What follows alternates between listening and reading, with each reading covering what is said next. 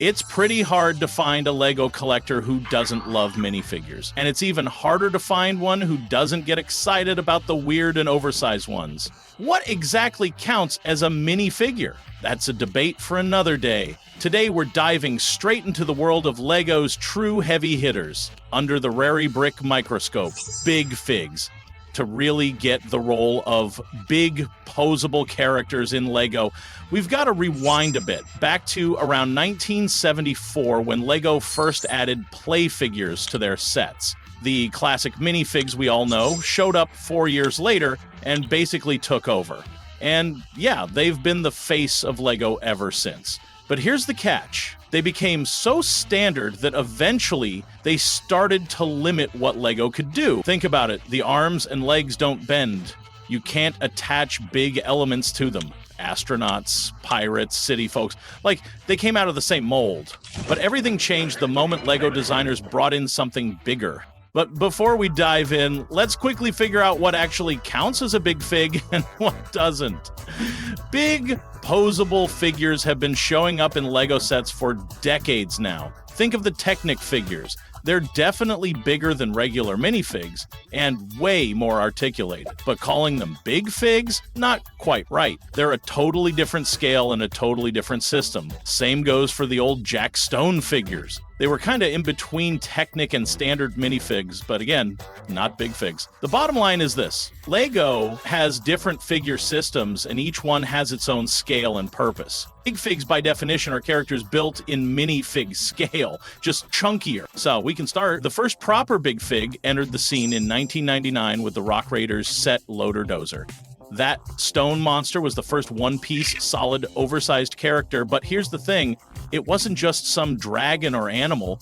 This was humanoid, with arms, legs, a head, and one working arm that could actually grab stuff. Hit that like button if you also didn't know those guys could throw boulders. And just like that, LEGO introduced a whole new play concept. Large, unique, functional figures that stood apart from the minifig crowd. In 2002, the idea of big figs got pushed further. Designers had to come up with a troll for the Harry Potter line. And as we all remember, that thing was huge, clumsy, and pretty terrifying.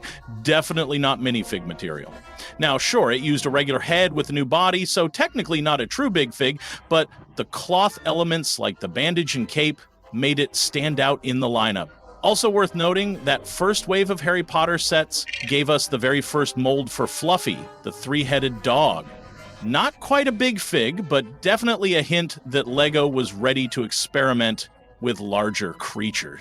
Star Wars wasn't far behind. Just 1 year later, we got a small set featuring one of the biggest crime lords in the galaxy, Jabba the Hutt. He was made from a few different parts, the tail, which was similar to some of the dinosaur builds, two posable arms that worked like minifigs, and, sadly, no printed details. Fast forward to 2012, and Jabba's back. This time, his tail didn't move, but his face got some much-needed color. So with that cleared up, let's jump to East and take a look at the Adventurers line. LEGO was really trying to shake things up back then, and in came three unique builds: the Jungle Tiger, the Yeti, and a bizarre creature that looked like a mix between a Chinese dragon and some mythical beast. They might not look like the big figs we're used to, but they totally count. All right, now that we know what we're dealing with, let's keep going with the heavy hitters. Now, if you remember the old castle sets from LEGO's fantasy era, chances are that the word big fig instantly makes you think of those massive trolls. In 2008, LEGO introduced a troll faction alongside humans, dwarves, dragons, and skeletons, and they came in both minifig and big fig form. You could find these huge ogres in sandy green or beige across sets like Dwarves Mine, Troll Warship, Troll Siege Tower, Trolls Mountain Fortress, and even the exclusive chess set. And compared to earlier designs, these guys were miles ahead. Multiple colors, printed details, movable arms you could detach, and even connection points on their heads and backs for accessories. 10 years after Big Figs first appeared, LEGO brought them back in full force with Power Miners, basically the wild younger sibling of Rock Raiders. And of course, a mining team needs villains. Cue the return of the Rock Monsters. The original 1999 concept worked so well that designers didn't change the idea, they just updated the design. Using two kinds of plastic, solid and transparent, these monsters basically turned into collector items. Their arms got retooled too, now capable of launching even bigger rocks. Oh, and yes, they had names. Green Geolix from Claw Digger, Red Tremor Rocks from Thunder Driller, and Titanium Command Rig, and the Lava Beast Erupro from Lavatraz. Geolix and Tremorox shared a mold, only differing in the translucent plastic, but Erupro? Completely unique. And fair warning, don't check resale prices unless you're feeling brave. That guy can go for nearly $60 these days. Toys are a kid's best friend, and when they come to life, it's even better. That was the vibe with LEGO's 2010 Toy Story sets. We got two versions of Lotso, the big pink teddy bear villain from Toy Story 3. The clean version came in Lotso's dump truck, and the dirtied up version popped up in both Garbage Truck Getaway and Trash Compactor Escape. This was a case where using a big custom mold made total sense. The figure looked exactly like the movie version. The downside? It didn't look very LEGO at all, more like a plastic toy tossed into a brick set. Sure, designers could have built Lotso using parts and printed tiles for the face, but let's be honest, he wouldn't have looked nearly as good or held up during play. And hey, you might have noticed we haven't said much about Star Wars in this video. Kinda weird, right? I mean, if there's any LEGO theme that could have been overflowing with Big Figs, it's one full of aliens and monsters. But nope, aside from Jabba, we only really saw a new mold used once. On Hoth. Remember that 2010 Wampa set? The snow cave one? That big white beast with a chicken leg in his claw? Great design, super memorable, but by that point, no one was really surprised by Big Figs anymore.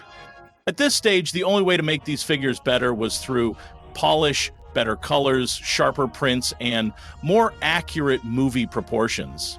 And that's exactly what happened when LEGO tackled one of the grossest villain lineups in all of fantasy, the Cave Troll and Goblin King from The Lord of the Rings and The Hobbit. These guys were the stars of their sets, and while they didn't offer anything new in terms of function or features, they absolutely nailed the look. The undisputed king of all LEGO Big Figs and a true icon from a galaxy far, far away, the Rancor.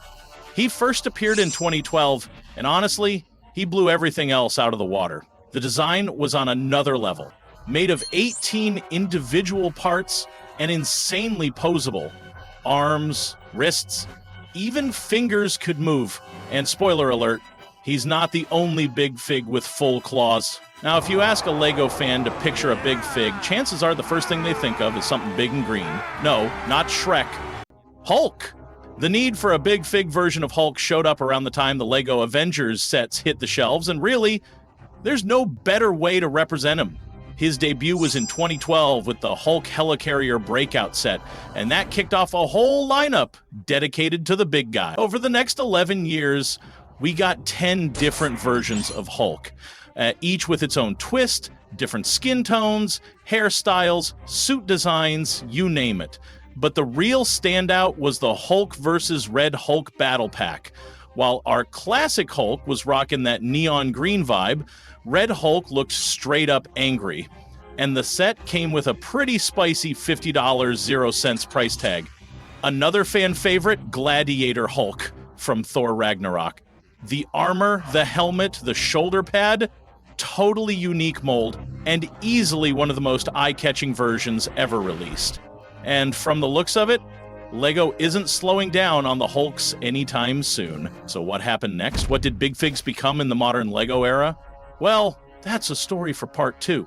Make sure to hit that like button and subscribe so you don't miss it. And in the meantime, we're diving back into the LEGO archives. This is Rare Brick, and we know everything about LEGO figures.